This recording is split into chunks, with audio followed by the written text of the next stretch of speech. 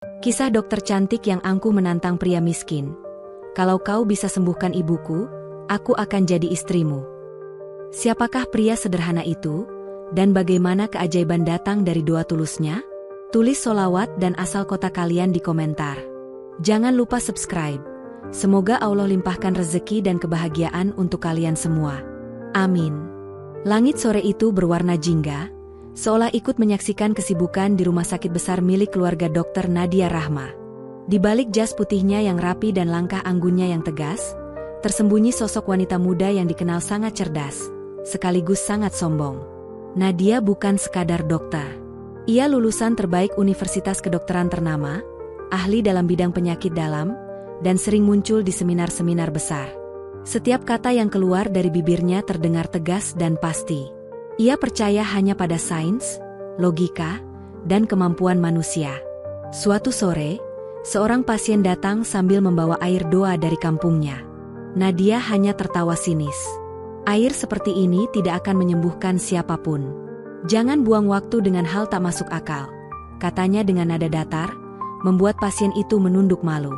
Bagi Nadia, keajaiban adalah dongeng. Baginya, kesembuhan hanya bisa dicapai dengan kerja keras dan ilmu. Ia bahkan sering menolak pasien yang lebih percaya pada doa dibanding resepnya. Namun di balik keangkuhannya, Nadia sebenarnya menyimpan satu ketakutan. Ibunya, Bu Ratna, sudah lama mengidap penyakit yang tak bisa dijelaskan.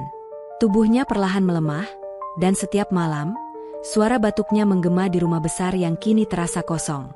Nadia sudah membawa ibunya ke berbagai rumah sakit, bahkan sampai ke luar negeri. Tapi semua dokter hanya menggeleng. Tidak ada yang tahu penyebab pastinya. Malam itu, Nadia duduk di tepi ranjang ibunya. Tangan ibunya dingin. Matanya menatap lemah namun tetap tersenyum. Nadia, jangan terlalu keras pada dirimu sendiri, ucap Bu Ratna lirih. Nadia menahan air mata. Aku tidak akan menyerah, Bu. Aku akan menemukan obatnya. Aku janji. Di luar kamar, hujan turun perlahan. Di taman rumah sakit tempat ibunya dirawat, seorang pria sederhana tampak membersihkan dedaunan basah. Namanya Fahri, tukang kebun rumah sakit yang jarang bicara. Tapi sore itu, entah kenapa, langkahnya berhenti tepat di bawah jendela kamar Bu Ratna. Ia mendengar batuk lemah dari dalam, lalu menatap ke langit yang semakin gelap. Dengan suara pelan, ia berbisik, "Semoga Allah memberikan jalan kesembuhan untukmu, Ibu." Tanpa ia tahu, kata-kata sederhana itu kelak akan mengubah hidup semua orang di rumah sakit itu, termasuk hidup Dr. Nadia Rahma. Pagi itu udara masih dingin. Rumah sakit tampak ramai oleh langkah para perawat dan suara alat medis yang terus berbunyi.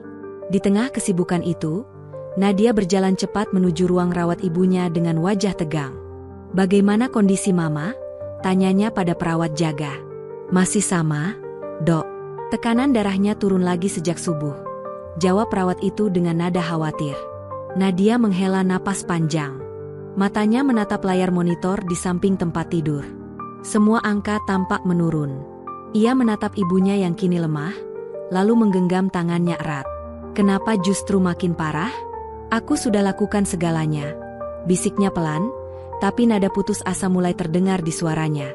Sore hari, Nadia keluar dari kamar ibunya untuk mengambil udara segar. Di taman belakang rumah sakit, ia melihat seorang pria berpakaian sederhana sedang menanam bunga. Pria itu tampak khusyuk, seperti orang yang sedang berbicara dengan dirinya sendiri. Saat Nadia berjalan melewatinya, pria itu tiba-tiba berkata tanpa menoleh, "Yang sakit itu ibumu, kan, Dok?" Nadia berhenti. Dahinya berkerut. "Kau siapa? Dari mana tahu?" tanyanya curiga. Pria itu berdiri perlahan dan menatapnya. Tatapan matanya lembut tapi dalam. "Saya Fahri, tukang kebun di sini. Saya sering melihat ibu dirawat. Setiap hari saya doakan agar Allah beri kesembuhan." Nadia tertawa kecil, sinis. "Doa? Kau pikir doa bisa menggantikan pengobatan medis? Dunia ini tak sesederhana itu." Fahri hanya tersenyum tipis. "Kadang yang sederhana justru yang paling besar kuasanya. Dok, kalau dokter izinkan, saya ingin mendoakan langsung di kamar ibumu." Nada Nadia berubah dingin. Tidak perlu. Aku tidak butuh bantuan orang asing dengan keyakinan aneh. Aku dokter. Aku tahu apa yang kulakukan. Fahri menunduk sopan. Baik, Dok. Tapi izinkan saya tetap berdoa dari sini saja. Mungkin doa orang kecil seperti saya tidak ada artinya. Tapi Allah Maha mendengar. Kata-katanya membuat Nadia terdiam beberapa detik. Ada sesuatu di nada suaranya yang berbeda. Bukan menantang, bukan memaksa, hanya ketulusan yang menenangkan. Tapi dengan cepat Nadia menepis perasaan itu dan berbalik pergi. Malamnya, ketika ia kembali ke kamar ibunya, sesuatu terasa aneh. Detak jantung ibunya sedikit lebih stabil. Wajahnya tak lagi sepucat siang tadi. Dokter jaga bahkan heran. Tidak ada perubahan pengobatan, tapi kondisi beliau membaik. Dok. Nadia mengangguk tanpa berkata apa-apa. Dalam pikirannya, logika terus berputar. Namun di sudut hatinya, ia teringat pada kata-kata pria tukang kebun itu. Doa orang kecil seperti saya mungkin tak ada artinya, tapi Allah Maha mendengar. Nadia menggenggam tangan ibunya, menatap jendela yang gelap di luar. Dalam hati kecilnya, ia mulai merasa ada sesuatu yang tidak bisa dijelaskan dengan sains. Dan malam itu, tanpa ia sadari, langkah kecil menuju perubahan besar baru saja dimulai. Keesokan harinya, suasana rumah sakit kembali sibuk. Namun di antara hiruk-pikuk pasien dan dokter, hanya satu hal yang terus mengganggu pikiran Nadia, kondisi ibunya yang membaik tanpa alasan medis yang jelas. Ia membuka hasil pemeriksaan terbaru. Semua data menunjukkan tanda-tanda positif, tapi tidak ada perubahan obat, tidak ada tindakan baru, dan tidak ada penjelasan logis. Nadia menggigit bibirnya, berusaha menolak pikiran yang mulai muncul. Tidak. Ini pasti hanya kebetulan, gumamnya pelan. Saat ia berjalan keluar ruangan, matanya menangkap sosok Fahri yang sedang menyiram bunga di taman kecil rumah sakit. Pria itu tampak sederhana, namun raut wajahnya tenang dan penuh keyakinan. Entah mengapa, langkah Nadia terhenti. Ia menghampiri Fahri dengan nada bicara yang tajam. Kemarin kau bilang ingin mendoakan ibuku. Aku tak memberimu izin. Tapi entah kenapa setelah kau bicara begitu, kondisi ibuku membaik. Apa kau benar-benar berdoa? Fahri menatapnya lembut. Saya tidak pernah berhenti berdoa untuk siapapun yang sakit, Dok. Termasuk ibumu. Saya hanya minta pada Allah agar diberi jalan kesembuhan. Nadia mendengus. Cukup. Jangan campuri urusan medis. Dunia tidak butuh keajaiban dari tukang kebun. Namun Fahri tetap tersenyum. Kadang yang menyembuhkan bukan obat, tapi hati yang percaya. Mungkin dokter terlalu sibuk melihat data, hingga lupa memandang langit. Kata-kata itu seperti pisau kecil yang menembus kesombongan Nadia. Ia merasa tersindir. Wajahnya memerah, bukan karena marah saja, tapi karena ego yang terusik. Lalu, dengan nada menantang, ia berkata lantang. Kalau begitu buktikan. Kalau kau benar yakin doamu bisa menyembuhkan, sembuhkan ibuku. Kalau ibuku benar-benar sembuh karena doamu, aku akan menikah denganmu. Beberapa perawat yang lewat terkejut mendengar ucapan itu. Fahri terdiam beberapa detik. Ia menatap Nadia tanpa marah, tanpa bangga. Hanya tatapan yang penuh ketenangan. Janji itu berat, Dok. Tapi kalau itu keinginanmu, biarlah Allah yang menilai keikhlasan kita berdua. Nadia tertawa pelan, nada suaranya penuh sinis. Silakan coba. Aku ingin melihat sejauh mana dua orang miskin sepertimu bisa bekerja. Fahri menunduk dan beranjak pergi ke taman kecil di belakang rumah sakit. Ia duduk bersila di bawah pohon mangga yang rindang, lalu menengadahkan tangan. Angin sore berembus lembut, membawa suara doa yang keluar dari hatinya dengan penuh ketulusan. Di ruang rawat, Bu Ratna terbaring tenang. Tiba-tiba, alat monitor di sampingnya menunjukkan perubahan. Detak jantungnya menjadi stabil, napasnya membaik. Perawat yang berjaga berlari memanggil Nadia. Dokter, kondisi ibu membaik dengan cepat, ini luar biasa. Nadia bergegas masuk. Matanya membesar melihat layar monitor. Semua angka menunjukkan hasil yang tak masuk akal. Ia menatap ibunya, lalu menatap jendela. Di luar, ia melihat Fahri masih menunduk, berdoa tanpa henti. Untuk pertama kalinya, Nadia tidak tahu harus berkata apa. Dalam hatinya, rasa penasaran bercampur takut mulai tumbuh. Apakah mungkin ada sesuatu yang lebih besar dari logika yang selama ini ia percaya? Malam itu rumah sakit terasa lebih hening dari biasanya. Hujan turun perlahan, menetes di jendela kamar Bu Ratna yang kini mulai tampak lebih segar. Di luar, cahaya lampu taman memantul lembut di genangan air, menciptakan suasana yang tenang namun penuh misteri. Nadia duduk di kursi sebelah ranjang, matanya tak lepas dari wajah ibunya. Tubuh yang sebelumnya lemah kini mulai hangat. Kulitnya tak lagi sepucat kemarin. Bahkan, ada senyum kecil di bibir Bu Ratna saat ia membuka mata perlahan. "Nadia," suara lembut itu terdengar pelan. "Ibu? Ibu sadar?" Nadia langsung menggenggam tangan ibunya, air matanya menetes tanpa bisa ia tahan. Bu Ratna tersenyum samar. Tadi, ada seorang pria datang. Wajahnya teduh sekali. Ia duduk di samping tempat tidur ini dan berdoa untuk ibu. Nadia terkejut. "Pria? Tidak ada yang boleh masuk ke kamar ini selain tim medis." Tapi ibu melihatnya. "Nak," lanjut Bu Ratna.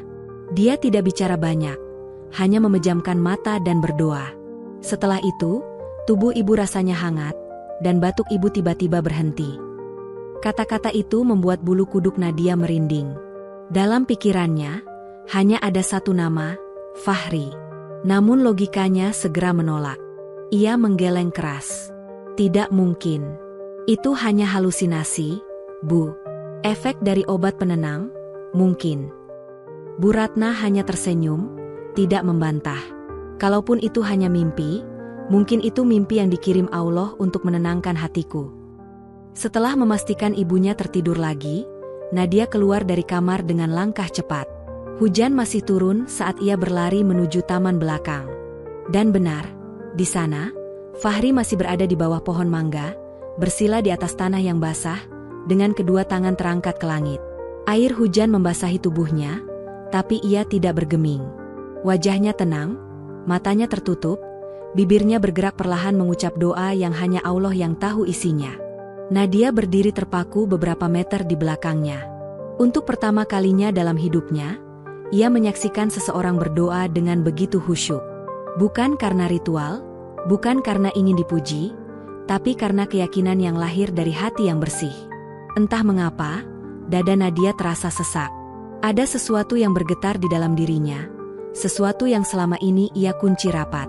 Ia melangkah mendekat, lalu berkata pelan, suaranya hampir tenggelam oleh hujan. "Fahri, apa yang kau lakukan?" Fahri membuka mata perlahan. Senyum kecil terukir di wajahnya. "Saya sedang memohon agar Allah memberi kesembuhan penuh untuk ibumu. Saya percaya, kalau doa tulus, maka langit akan mendengarnya." Nadia terdiam. Air hujan bercampur dengan air matanya sendiri. Ia ingin marah, tapi tidak bisa. Ia ingin menolak, tapi hatinya justru merasa tenang. Untuk pertama kalinya, dokter yang paling angkuh di rumah sakit itu mulai merasakan sesuatu yang tidak bisa dijelaskan oleh sains. Getaran lembut dari doa yang tulus, yang perlahan menembus hatinya yang keras. Malam itu, tanpa disadari, keangkuhan Nadia mulai retak. Satu sisi dirinya masih melawan logika, tapi sisi lain mulai bertanya pelan. Apakah ini keajaiban? Pagi itu langit terlihat cerah, seolah menandakan sesuatu yang berbeda. Nadia terbangun lebih awal dan langsung menuju ruang rawat ibunya. Jantungnya berdegup cepat, antara harapan dan ketakutan. Saat pintu kamar dibuka, perawat jaga tersenyum lebar. "Dokter, ibu sudah bisa duduk sendiri. Bahkan tadi pagi beliau minta sarapan bubur." Nadia tertegun. Ia menatap ibunya yang kini duduk bersandar di ranjang, wajahnya cerah, pipinya kembali berwarna. "Ibu benar-benar merasa lebih baik?"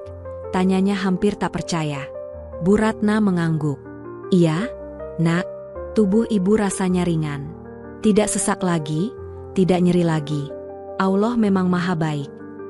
Nadia menatap layar monitor, memeriksa setiap data, setiap hasil laboratorium. Semuanya menunjukkan peningkatan yang luar biasa. Detak jantung stabil, tekanan darah normal, dan tanda-tanda pemulihan yang seharusnya butuh waktu berminggu-minggu. Ia menggigit bibirnya. Tidak mungkin tidak ada obat baru, tidak ada tindakan tambahan. Perawat di sampingnya berkata pelan, "Mungkin karena doa, Dok." Kata itu membuat Nadia terdiam lama. Di pikirannya hanya ada satu wajah, Fahri. Ia menatap keluar jendela dan melihat taman di bawah sana. Fahri sedang menyapu dedaunan sambil bersenandung pelan, seolah tidak terjadi apa-apa. Siang harinya, Nadia turun ke taman. Langkahnya cepat, wajahnya dingin. Fahri yang melihatnya datang hanya tersenyum sopan. "Dokter terlihat bahagia hari ini. Apakah ibu membaik?" tanyanya tenang. Nadia menatap tajam. "Iya, tapi aku tidak paham kenapa. Semua hasil medis tak bisa menjelaskan. Katakan jujur, apa yang kau lakukan semalam?" Fahri menunduk. "Saya tidak melakukan apa-apa, Dok. Hanya berdoa. Semua terjadi karena izin Allah. Saya hanyalah perantara doa." Nada Nadia meninggi. "Berhenti bicara seolah kau punya kekuatan istimewa. Aku tidak percaya ini hanya karena doa." Fahri tetap tenang. "Kalau dokter tak percaya, tidak apa-apa. Tapi kesembuhan itu nyata. Kadang Allah menunjukkan kuasanya bukan untuk dipahami, tapi untuk disyukuri." Kata-kata itu menggema di kepala Nadia. Ia ingin menyangkal, tapi kenyataan di depan matanya tak bisa dibantah. Untuk pertama kalinya, ia merasa kecil di hadapan sesuatu yang lebih besar dari ilmu pengetahuannya. Malam harinya, Nadia duduk sendirian di kamar ibunya. Lampu redup, dan suara detak jam terdengar jelas. Ia menggenggam tangan ibunya yang sudah tertidur. "Ibu, apakah benar ada hal yang tak bisa dijelaskan oleh logika?" bisiknya lirih. Tak ada jawaban, hanya hembusan napas lembut dari ibunya. Namun di dalam hatinya, Nadia tahu, sesuatu sedang berubah. Di luar, Fahri kembali duduk di bawah pohon mangga. Kali ini ia berdoa lebih lama, tak untuk membuktikan apapun, hanya untuk bersyukur. Sementara di jendela lantai 2, sepasang mata memperhatikannya dalam diam, mata seorang dokter muda yang mulai belajar, apa arti keikhlasan. Hari-hari berikutnya berjalan begitu cepat. Sejak malam keajaiban itu, kondisi Bu Ratna terus membaik. Ia sudah bisa berjalan pelan-pelan di koridor rumah sakit, bahkan sempat bercanda dengan para perawat yang sudah akrab dengannya. Nadia yang biasanya sibuk dan jarang tersenyum kini terlihat berbeda. Wajahnya lebih lembut, langkahnya tak lagi terburu-buru seperti dulu. Tapi di balik perubahan itu, hatinya masih dipenuhi tanda tanya yang tak terjawab. Sore itu, saat matahari mulai turun dan cahaya oranye menembus kaca rumah sakit, Nadia kembali melihat Fahri di taman. Ia berdiri lama di bawah pohon mangga, memperhatikan pria itu yang sedang menanam bunga mawar dengan hati-hati. "Aku tidak pernah melihat seseorang bekerja dengan begitu tenang," gumamnya pelan sebelum akhirnya melangkah mendekat. Fahri menoleh dan tersenyum sopan. "Dokter datang lagi. Bagaimana keadaan ibu hari ini?" "Sudah jauh lebih baik," jawab Nadia. "Aku tidak tahu harus berterima kasih atau mempertanyakan semua ini." Fahri menatapnya lembut. "Tidak perlu berterima kasih pada saya, Dok. Semua terjadi karena izin Allah. Saya hanya berdoa dengan cara yang saya bisa." Nadia menunduk. Suaranya melemah. "Tapi aku sudah bekerja keras bertahun-tahun mempelajari ilmu kedokteran, menghabiskan waktu di laboratorium, membaca setiap jurnal, dan tetap gagal. Sementara kau hanya berdoa. Bagaimana mungkin?" Fahri tersenyum kecil. "Ilmu itu anugerah, Dok. Tapi ada hal yang lebih tinggi dari sekadar tahu. Namanya keyakinan. Kadang Allah ingin kita tunduk, agar hati kembali mengenal makna ikhlas." Kata-katanya membuat Nadia terdiam. Angin sore berhembus lembut, membuat helaian rambutnya bergerak perlahan. Ada kedamaian yang aneh di hatinya, rasa yang selama ini tak pernah ia rasakan. Beberapa hari setelahnya, Nadia sering tanpa sadar mencari Fahri di taman. Ia memperhatikan dari jauh, saat pria itu memberi air bunga atau berbicara lembut pada pasien yang lewat. Ada ketulusan yang tak dibuat-buat di wajahnya. Suatu siang, Bu Ratna berkata dengan nada menggoda, "Anakku, akhir-akhir ini wajahmu sering tersenyum. Apa ada sesuatu yang ibu tidak tahu?" Nadia tersenyum malu. "Tidak, Bu. Hanya, aku mulai menyadari bahwa mungkin selama ini aku terlalu sombong. Aku terlalu yakin bahwa aku bisa mengendalikan segalanya. Bu Ratna menggenggam tangan putrinya. Allah punya cara lembut untuk menegur kita. Nak, kadang bukan dengan kesakitan, tapi dengan menghadirkan seseorang yang membuat hati kita berubah. Ucapan itu membuat jantung Nadia berdetak cepat. Ia tahu persis siapa yang dimaksud ibunya. Nama itu berputar di kepalanya seperti gema yang tak mau berhenti. Fahri. Malam itu, Nadia tak bisa tidur. Ia duduk di tepi ranjang, menatap keluar jendela. Di taman bawah sana, cahaya lampu menyorot sosok Fahri yang sedang menyapu dedaunan. Tanpa sadar, ia tersenyum. Untuk pertama kalinya, Nadia merasakan sesuatu yang lembut di dalam hatinya. Rasa yang menenangkan, tapi juga membuatnya takut. Bukan karena Fahri, tapi karena hatinya yang mulai percaya bahwa keajaiban itu memang nyata. Pagi itu udara terasa lebih segar dari biasanya. Rumah sakit sudah mulai ramai oleh aktivitas para pasien dan perawat. Nadia baru saja keluar dari ruang operasi ketika melihat Fahri datang, membawa sekeranjang buah segar untuk Bu Ratna. Aku tidak tahu kau juga bisa jadi penjual buah, ujar Nadia setengah menggoda. Fahri tertawa kecil. Tidak, Dok. Ini hasil panen warga kampung. Mereka titip untuk ibu sebagai ucapan syukur.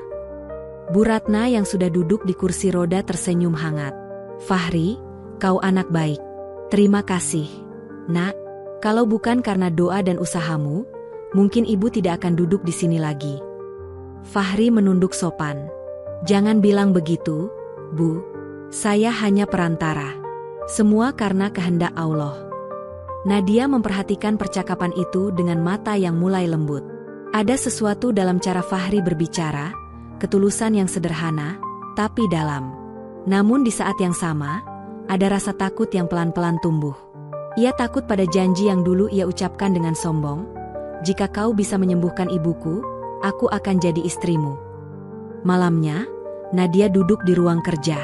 Di hadapannya, berjejer berkas laporan dan catatan medis.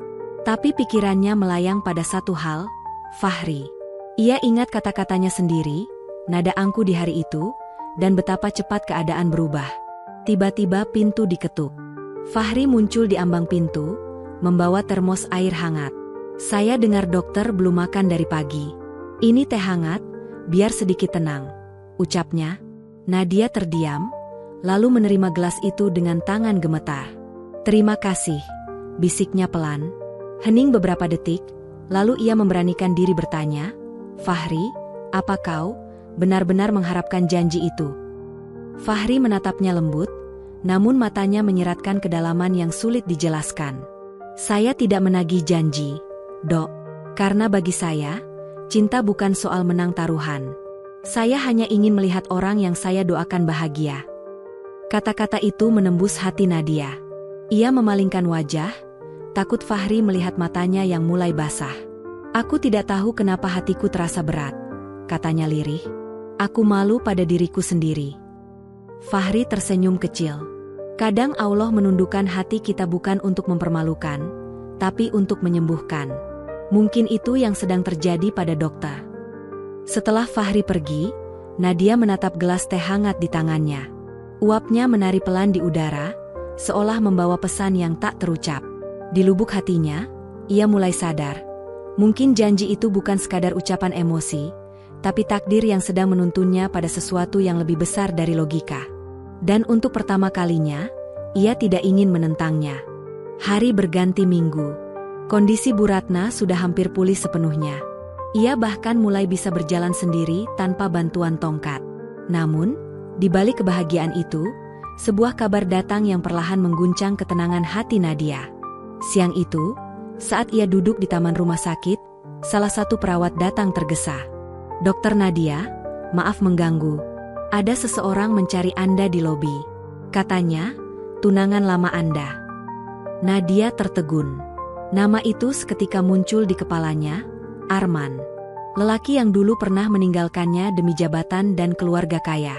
Ketika ia menuruni tangga menuju lobi, sosok Arman sudah berdiri di sana dengan jas rapi dan senyum angkuh yang dulu begitu ia kenal. Nadia, sapa Arman, kau terlihat makin cantik. Aku dengar kau sudah jadi dokter hebat sekarang. Nadia menahan diri agar tidak menunjukkan emosi. Ada keperluan apa kau datang ke sini, Arman? Arman tersenyum miring. Aku dengar ibumu sakit. Aku datang untuk menengok. Dan, aku juga dengar kau dekat dengan seseorang di sini. Seorang pria miskin yang suka mengaku bisa menyembuhkan orang dengan doa. Nada suaranya merendahkan. Nadia menatap tajam. Kau tidak tahu apapun tentang dia, jadi jangan bicara seenaknya. Arman tertawa pelan. Nadia tetap saja keras kepala. Tapi kau akan sadar nanti, bahwa dunia ini bukan soal perasaan. Kau pantas mendapatkan yang lebih baik. Ucapan itu membuat dada Nadia sesak. Ia berbalik dan meninggalkannya tanpa sepatah kata pun. Tapi di sepanjang koridor, langkahnya terasa berat. Ia tahu betul, Arman datang bukan sekadar nostalgia. Ia ingin mengacaukan hatinya. Sore harinya, Fahri datang seperti biasa membawa air zam-zam dan buah untuk Bu Ratna. Tapi kali ini, ekspresi Nadia berbeda. Ia lebih diam, pandangannya kosong. Fahri menyadarinya. Dokter terlihat gelisah. Ada yang mengganggu pikiran. Nadia menatapnya sebentar, lalu berkata pelan, seseorang dari masa laluku datang. Fahri tidak bertanya lebih jauh. Ia hanya menunduk dan berkata, kadang masa lalu datang bukan untuk menyakitkan, tapi untuk menguji seberapa kuat kita sudah berubah. Kata-kata itu membuat Nadia menatapnya lama. Ada ketenangan dalam suaranya, sesuatu yang membuat hatinya kembali tenang, meski badai sedang berputar di pikirannya. Namun, malam itu, Arman kembali muncul. Ia menunggu di parkiran rumah sakit, menghampiri Nadia yang baru keluar dari ruang perawatan. Nadia, dengarkan aku sebentar. Aku tahu aku pernah salah, tapi aku ingin memperbaikinya. Aku serius kali ini. Nadia berhenti. Tidak, Arman. Aku bukan wanita yang dulu kau tinggalkan. Aku sudah belajar bahwa cinta tanpa ketulusan hanyalah luka. Arman mendekat, suaranya meninggi. Lalu siapa pria itu? Si miskin yang hanya bisa berdoa itu? Kau pikir dia pantas untukmu? Belum sempat Nadia menjawab, Fahri muncul dari arah belakang. Matanya tenang, tapi sorotnya tegas. Jaga kata-katamu. Tidak pantas bicara seperti itu pada seorang wanita. Arman menatap sinis. Kau pikir siapa dirimu? Fahri menatap lurus tanpa gentar. Hanya seseorang yang tahu arti menghormati. Sesuatu yang sepertinya kau lupakan. Suasana menjadi hening. Hanya suara angin malam yang terdengar di antara mereka. Arman mengepalkan tangan, tapi akhirnya pergi dengan wajah kesal. Setelah ia pergi, Nadia menatap Fahri lama. Terima kasih, ucapnya lirih. Fahri hanya tersenyum. Tidak perlu, Dok. Saya hanya melakukan apa yang seharusnya dilakukan seorang lelaki. Namun di balik ketenangannya, ada sesuatu yang berubah dalam hati keduanya. Malam itu, tanpa disadari, cinta mereka telah melewati ujian pertama. Ujian dari masa lalu yang mencoba menghancurkan rasa yang baru tumbuh. Beberapa minggu berlalu. Rumah sakit semakin sibuk. Tapi bagi Nadia, setiap hari terasa berbeda. Ia mulai menyadari bahwa keberadaan Fahri bukan sekadar kebetulan. Cara sederhana Fahri menatap, cara ia menolong, dan ketulusan doanya mulai menembus dinding kesombongan yang lama menutupi hatinya. Suatu sore, di halaman rumah sakit, hujan turun pelan. Nadia duduk di bangku taman sambil menatap langit abu-abu yang mulai memerah oleh senja. Fahri datang dengan payung lusuh yang ia bawa sendiri. Dokter, hujan mulai deras. Lebih baik kita masuk. Nadia tersenyum tipis. Kau selalu datang di saat aku membutuhkannya, ya? Fahri tersenyum lembut. Bukan kebetulan, Dok. Hanya mengikuti apa yang hati saya perintahkan. Nadia menunduk. Rasa bersalah campur malu muncul. Selama ini ia terlalu angkuh, terlalu percaya pada ilmu dan logika. Padahal, di hadapannya, ada seseorang yang membawa ketenangan hanya dengan doa tulus. Fahri, bisiknya akhirnya, aku tidak tahu harus bagaimana. Aku takut kehilanganmu. Fahri menatapnya lama. Tidak ada yang hilang, Dok. Selama hati kita saling percaya, tidak ada yang bisa memisahkan. Apalagi jika ini kehendak Allah. Mereka diam beberapa saat, hanya suara hujan yang menetes di daun dan genting rumah sakit terdengar. Hening itu terasa hangat. Nadia merasakan sesuatu yang belum pernah ia rasakan sebelumnya. Kelegaan, ketenangan, dan perasaan yang mulai tumbuh lebih dalam daripada sekadar rasa terima kasih. Hari-hari berikutnya, Nadia semakin sering mengamati Fahri. Ia melihat bagaimana pria sederhana itu menolong pasien miskin tanpa pamrih, bagaimana ia tersenyum tanpa mengharap imbalan, dan bagaimana ia tetap rendah hati meski hatinya penuh keberanian. Sementara itu, hubungan mereka perlahan berubah. Nadia mulai bisa berbagi cerita, tawa, dan bahkan kekhawatiran kecilnya pada Fahri. Ia sadar bahwa pria ini bukan hanya penyelamat ibunya, tapi juga penyelamat hatinya yang lama terkunci oleh kesombongan. Suatu malam, ketika Nadia sedang menatap langit dari balkon rumah sakit, Fahri berdiri di bawah hujan, menatap langit dengan senyum teduh. Nadia menghela napas panjang. Ia tidak ingin mengganggu momen sederhana itu. Namun dalam hatinya, ia tahu satu hal, hati yang dulu angkuh perlahan mulai menyerah pada ketulusan yang tidak bisa dijelaskan dengan ilmu atau logika. Malam itu menjadi titik awal. Titik di mana Nadia menyadari bahwa cinta bisa datang dari tempat paling sederhana, dari hati yang tulus berdoa, dan dari seseorang yang tidak memiliki apapun selain keyakinan dan ketulusan. Hari-hari berikutnya, kondisi Bu Ratna semakin membaik. Setiap senyuman ibunya adalah kebahagiaan yang tidak ternilai bagi Nadia. Namun di balik itu, perasaan Nadia kepada Fahri semakin jelas dan sulit ia sembunyikan. Suatu sore, setelah jam praktik selesai, Nadia meminta Fahri menemaninya ke tempat pertama kali mereka bertemu, pinggir pasar tua dekat jembatan kecil. Hujan semalam telah meninggalkan aroma tanah basah yang menyegarkan. Fahri berdiri di sana, tetap sederhana dengan pakaian lusuhnya. Senyum teduhnya menyapa Nadia ketika ia menoleh. "Dokter," sapa Fahri lembut. "Aku ingin bicara denganmu," kata Nadia, suaranya bergetar sedikit. "Tentang semua yang terjadi, tentang ibuku, dan tentang kita." Fahri mengangguk tenang. "Aku mendengarkan, Dok." Nadia menarik napas dalam-dalam. "Dulu aku mengucapkan janji karena kesombongan, karena aku menantangmu. Tapi sekarang aku mengulanginya karena keikhlasan. Jika kau mau, aku ingin kau menjadi bagian dari hidupku." Fahri menatapnya lama, wajahnya serius namun lembut. "Dokter, kau tahu aku tidak menginginkan balasan atau hadiah apapun. Aku hanya menjadi perantara. Tapi jika hati kita saling percaya dan kau tulus, maka janji itu bisa menjadi nyata." Mata Nadia berair. Ia tersenyum, campur haru dan lega. "Aku yakin dunia kita berbeda. Tapi cinta tidak peduli status atau harta. Kau membawa mukjizat dalam hidupku, bukan hanya untuk ibuku, tapi juga untuk hatiku." Hujan mulai reda, sinar senja menembus sela-sela awan. Fahri tersenyum, mata mereka bertemu lama, seakan semua rasa ragu dan kesombongan yang dulu menghalangi kini luruh. "Kalau begitu, biarlah janji ini jadi nyata," kata Fahri pelan. "Bukan karena keajaiban, tapi karena cinta yang tumbuh dari keajaiban itu sendiri."